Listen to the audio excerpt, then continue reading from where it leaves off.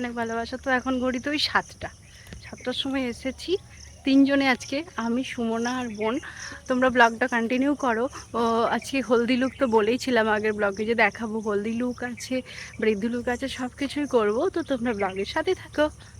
বর্ষাকাল মানেই ওই বৃষ্টি রোদ, আবহাওয়াটা যেন মিলেমিশে একাকার। সকাল থেকে দেখছি মেঘলা মেঘলা আবহাওয়া, আবারও দেখছি কখনো রোদ উঠে যাচ্ছে। প্যান্ডেলটা যাই হোক খুব সুন্দর করেছে, অনেক জায়গা জুড়ে এইরকম একটা মনের মতন প্যান্ডেল করাটা, যতই লজে সবাই অনুষ্ঠান করুক না কেন, এটার আভিজাত্য সবসময়ই আলাদা, এটা আমি মনে করি। তোমরা কেমন মনে করো সেটা কমেন্ট করে জানিও। আগের দিনে ওই বোনটি বলেছিল যে আমাদের প্যান্ডেলের ডেকোরেশন সব আসছে তারকেশ্বর থেকে, তাই ওইখানেরই সব কিছু আলো, প্যান্ডেল ডেকোরেশন ভীষণ সুন্দর হয়েছে। জানি না আজকে সকাল 7:30টার মতো বাজছে, বললামই আগে থেকেই, ওই রাত্রিবেলাকে আরও কতটা সুন্দর করবে সেটা ওরাই জানে। তোমাদের সাথে শেয়ার করব পুরোটা। যাই হোক, বোন এসেই দেখছি একবার বসে পড়ছে, বলছে দেখি একবার বসি, তুই একটা দুটো পোজ দিয়ে দে সুমনা, তারপর ছবি তুলবো। তারপর চলো ভিতরে যাই ব্রাইডের কাছে। আমার কিন্তু এই গোল গোল রিং রিং ঝুড়ি ঝুড়ি করে গাছগুলির মতন দেখতে কি সুন্দর দেখতে লাগছে। পুরো প্যান্ডেলটি বড় সড়ো করে করার পর যাচ্ছি এখন রুমেতে, মানে ওই ব্রাইডের কাছকে। ব্রাইড দেখছি ঘুম থেকে উঠেই আমাদেরকে ফোন করেছিল যে দিদি তোমরা আসো, আমি তো পুরো রেডি। তো এসে শাড়িও পরিয়ে দিয়েছি ওকে, ও বৃদ্ধি লুক করবে। মানে ওই যে অনেকে বৃদ্ধি লুকটা আগের দিনেই ফটোশ্যুট করে নেয়, এটা শুধুমাত্র একটা ফটোশ্যুটের জন্যই করা। তারপর আসবে ওই 11টা থেকে 11:30টার মধ্যে গায়ে হলুদ, তখন আর একবার ওকে লুকটি চেঞ্জ করে দিতে হবে।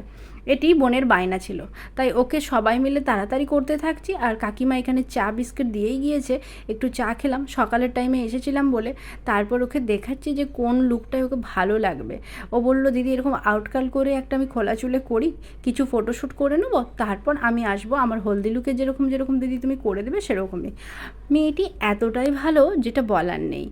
যাই হোক, জানি না প্রতিটা ব্রাইডের ব্যবহারই খুব ভালো পাই আমরা, প্রত্যেকটা ব্রাইডের ক্ষেত্রে। কারণ লাল সাদা হচ্ছে একটা আলাদা আলাদা।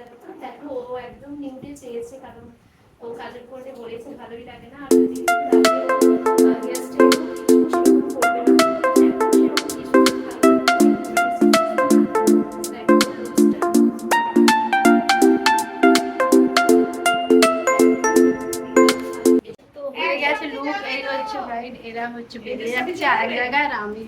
সুমনা আর বোন বেরিয়ে গেল দ্বিতীয় নাম্বার ব্রাইডের কাছে, মানে ওই এনগেজমেন্ট মেকআপ ছিল একটি দিনের বেলা সেইখানে, আর আমি এইখানেই স্টে করে গেলাম। টাটা করে দাও। পছন্দ হয়েছে তো তোমার? আবার একটা লুক নিয়ে একটু পরে আবার আসবো। হ্যাঁ চলো।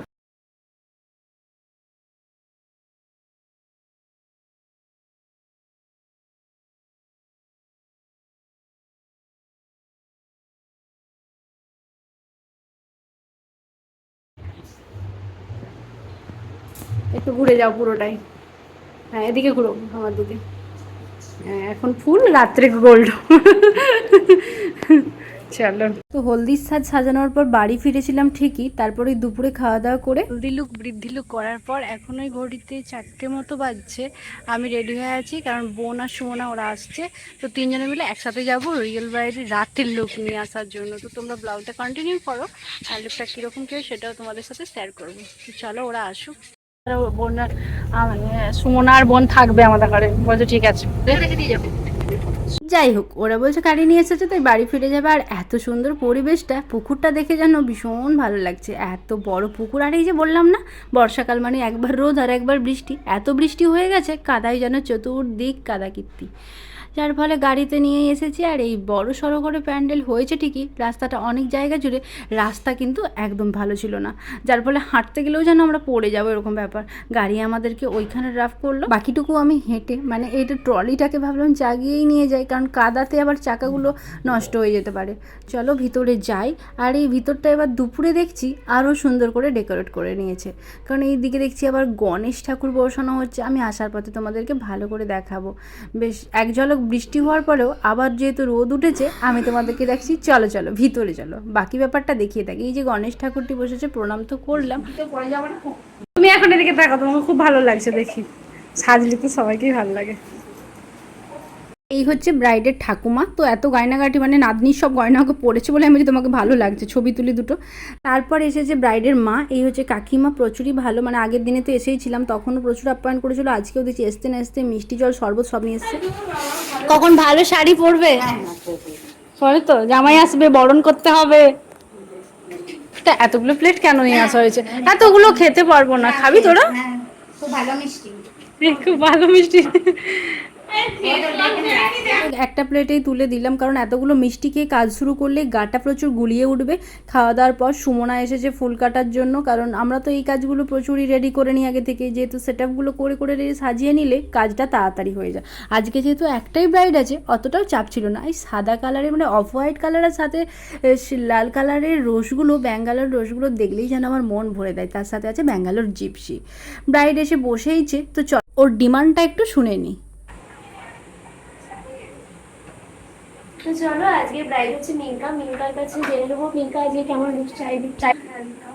সিম্পল আইটা হবে, একদম মিউট কালারের লিপস্টিক হবে, হেয়ার স্টাইলও সিম্পলের, পুরোপুরি সিম্পলের ওপর, বেশি গর্জেস না, একদম সিম্পলের মতো লাগে। চলো তোমার মতো চেষ্টা করছি লুকস। তো ও তো ছবি দেখিয়ে দিয়েছিল এরকম এরকম করবে, তো ওকে একটু আই লেন্স লাগাবো আর সাথে সাথে একটু ওসিস দিয়ে, হেয়ারটা যেহেতু অ্যাডভান্স ও চাইছে না, তো ও বারবার ওকে একটু তো চুলের স্টাইল করতেই হবে। আর ওকে জিজ্ঞাসা করছি তুমি কোনোদিনও লেন্স পরেছো? বলছে না, আমি চোখের উপর কিছুই কায়দা করতে চাই না, কারণ আমার চোখটা একটু বড়। আমি বললাম না, লেন্স তো পরো, যাতে ছবিগুলো তোমার পুরো অন্যরকম লাগবে। ওর কলেজের বন্ধুর দুটি চোখের তারা দুই রকম। আমাদের একটা নর্মাল যেরকম চোখ হয়, ব্রাউন ব্রাউনটা আর একদম নীল। তো তোমার দিকে তাকালে ভাববে কে রে। আমি সলিউশন দিয়ে রাখছি না। হ্যাঁ, আমি প্রথমে একটা অনুষ্ঠানে দেখলাম সবার এডিটিং করেছি না আমার ভগবান যাকে যেটা দিয়ে থাকে সেটা তো সে মানিয়ে নেবে। আরামবাগের একটি ওর বান্ধবী ছিল, তার নাকি দুটি চোখের তারা দুই রকম, একটা হচ্ছে ব্রাউন ব্রাউন আর একটা হচ্ছে পুরো নীল, যেটা সবাই দেখলে ভাবে ও কোনো রকম একটা চোখের ডিফেক্ট আছে, কিন্তু ওকে ভগবানের তরফ থেকেই ওরকম। ও সেই গল্পটিই আমাদের সাথে করছিল। খুবই ভালো মেয়ে একটি মিঙ্কা, খুবই মিছুকে একটা ব্যবহার, এটাই পাই আমরা। সব কিছু তো শুরু হলো কান্নাকাটি সেরে, এরপর শুরু হচ্ছে মেকআপের পার্ট, কারণ ওই লেন্স পরাতে গেলে একটু চোখ দিয়ে জল পড়ে, তারপর ঠিক হয়ে যায়। আর এখানে আমরা শান্তভাবে সব কাজ করছি, আর এখানে ফুল টুল সব কিছু রেডি করে দিচ্ছি। সব হবে, এটা এর হয়ে যান। আর বরটা একটু ফোন করি, ওটা গেল বর, ফোন করি, সব ফোনেই গেল দে। আজকে এই বোনের ডিমান্ড ছিল যে এয়ারব্রাশ মেকআপ করবে। সব কিছু এয়ারব্রাশের টেকনিক সম্পূর্ণ আলাদাভাবে ব্যবহার করা হয়, সেটাই বোন করতে থাকছে। আর সাথে সাথে একজনের পক্ষে এটা সম্ভব হয় না, দুজন তো থাকে, কারণ হেয়ার করা আর একটা মেকআপের সাথে সাথে কাছে ছেড়ে না গিয়ে 10 বার খুঁজতে যাওয়ার থেকে হাতে হাতে একজন ধরিয়ে চলা, যার ফলে আমরা তিনজনই সবসময় এসে থাকি। তারপর ওকে গয়নাগুলোও পরের পর পরিয়ে দিচ্ছি। এটা তো একটাই আছে, এটা একটা তাহলে চুপটা দেখি, তারপর এটা সামনে রাখো। কিন্তু এখানে কঙ্কনটা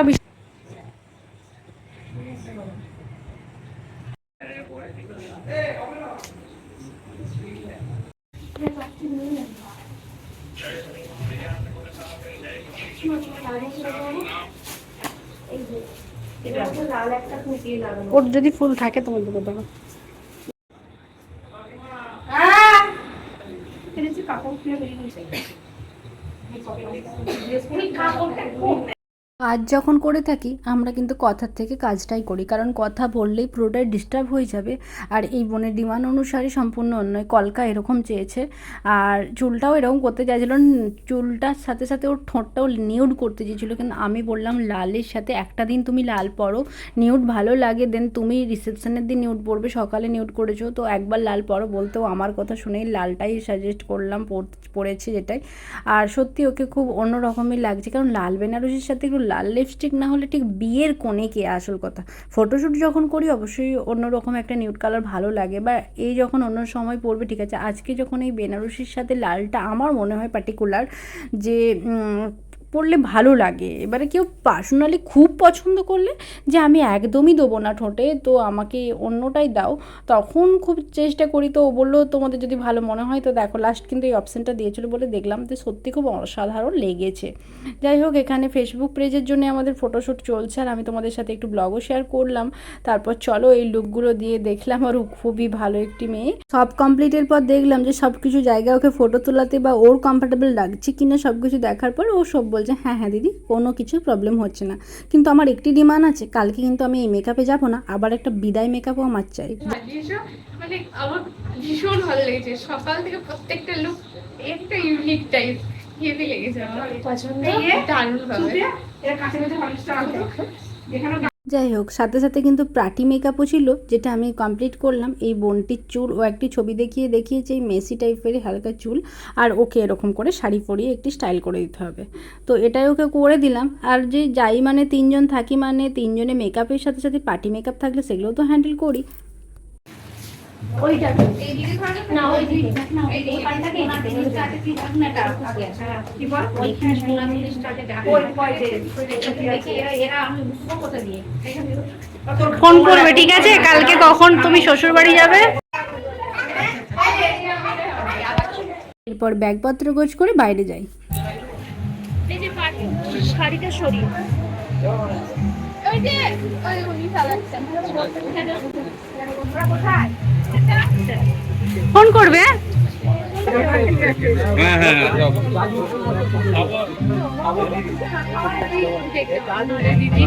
তারপর বাইরেটাই যাচ্ছি ওই ড্রাইভার দাদাকে ডাকার জন্য, কারণ খাওয়া দাওয়া তো করে যেতে হবে, না হলে কিছুতেই ছাড়ছে না কাকিমা ঠাকুমা সবাই মিলে আমাদেরকে ভীষণ অনুরোধ করছে। আসতেই গণেশজিকে একটু প্রণাম করলাম, তারপর যাচ্ছি প্যান্ডেলের ভিতরে। তো চলো, ড্রাইভারও চলে এসেছে, অন্য জায়গায় বসেছে ঠিকই, এই হচ্ছে মেনু। খেয়ে নিয়ে গাড়িতে করে চলে যাব। যাই হোক আমি পাঁচটার মানুষ শুট করবোই সে কি আমাকে সারপ্রাইজ দেয় না আমার এত রাত কিন্তু হঠাৎ করে একটা কাজ ছিল দিদি। খাবার দাবার শেষের পর মানে আইসক্রিম আর যায় না, তবু আমাকে জোর করে দিল, আমি আর খেলাম না, ভীষণ ঠান্ডা ঠান্ডা লাগছিল। তারপর রাত্রিতে ফিরছি বাড়ি। আর ব্লগটা তাহলে এখানেই শেষ করছি। তোমরাও ভালো থেকো, সুস্থ থেকো, সাবধানে থেকো। দেখা হবে পরের দিনের ব্লগে। কেমন হয়েছে অবশ্যই কমেন্ট করো।